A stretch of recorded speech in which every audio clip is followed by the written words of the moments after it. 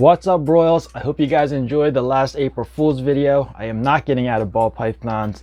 I can't get out of ball pythons at this point, but I am adding boa constrictors to my breeding projects because I think they are awesome species and I really want to work with them and make some really beautiful boa constrictors. But there's no way I'm getting out of ball pythons. I mean, just look at all the stuff that I'm doing this season. If you're following me on Facebook and Instagram, you probably saw a lot of the pairings, especially the pairings with my sunset male. He's been locked to many females, two of which are just gravid, and I'm waiting for a clutch of eggs from them.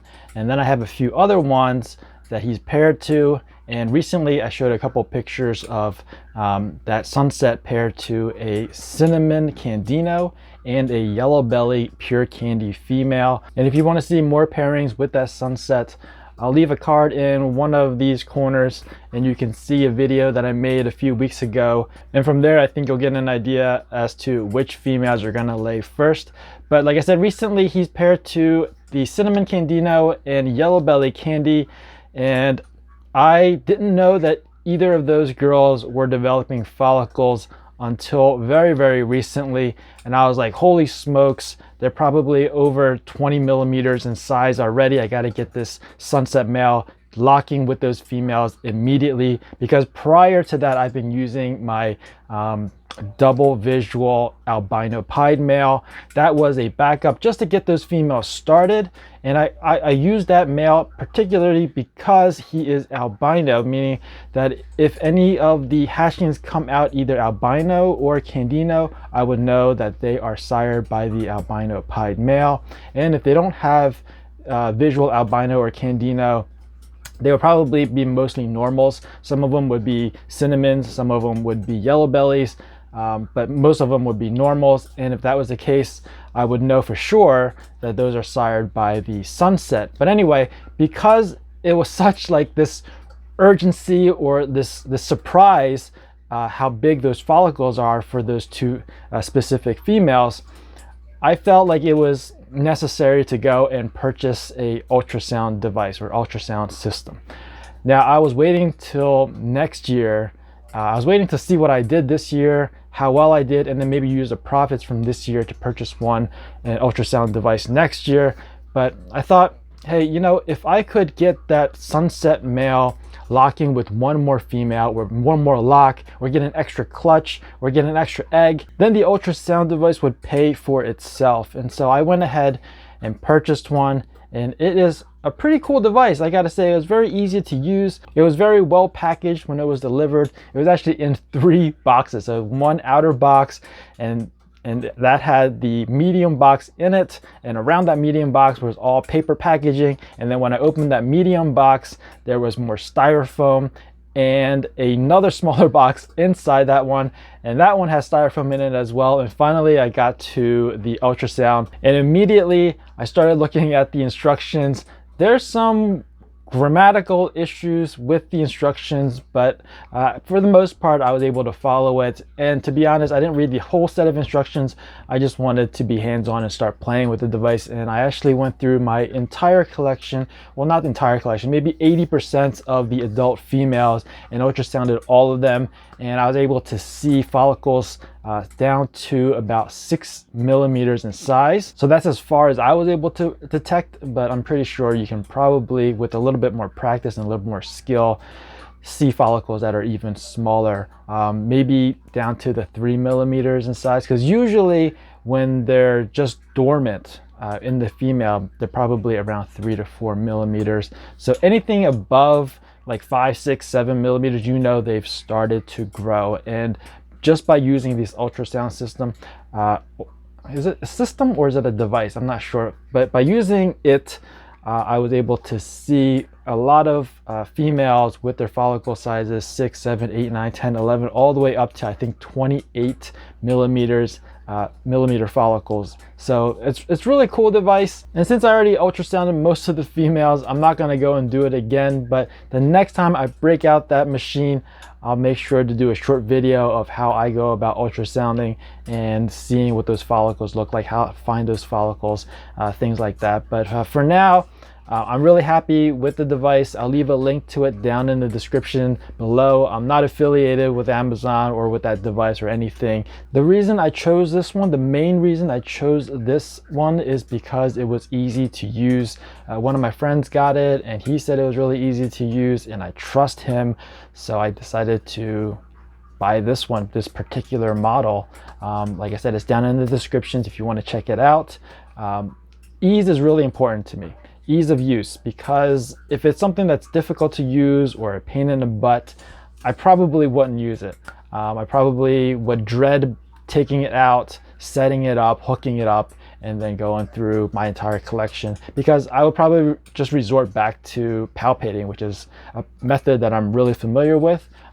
But with palpating, I can only feel those follicles if they're around the 20 millimeters or larger. I think I've gotten down to maybe 15 millimeters, but I haven't been 100% accurate when it gets below 20 millimeters. But now with this ultrasound system and being so easy to use, I'll be able to detect those follicles at a much smaller size. And that's gonna give me a better sense of where the females are within their breeding cycle, reduce the usage of those powerhouse males, and be overall more successful. All right, so enough about ultrasound. Before I end this video, I want to show you a couple projects that I'm really excited about. So let's take a look at some animals. This is my triple visual project. Now this one is a visual hypo. He's also pastel and enchi, and his double het for clown and pied. So I'm going for the triple visual clown pied hypo combination, and hopefully we get enchi and pastel in that pairing. This clutch is high strung. I mean, they are really feisty. When I open the tub, they always have their heads sticking out as if I'm going to feed them, or they're just going to eat whatever I put in, such as fingers. But yeah, this is probably the nicest one out of the entire clutch. I did produce 2 of these. The other one's a little bit bigger, but I did like the color on this one more, so this is the one I held back, and I'll show you his counterpart. So right here is an animal in shed, and what's a good video without an animal in shed? You can see she's definitely in shed. Look at those eyes, all gray and cloudy. So this is a pastel hypo double het clown pied. She's a clutch mate to that last male that I showed you.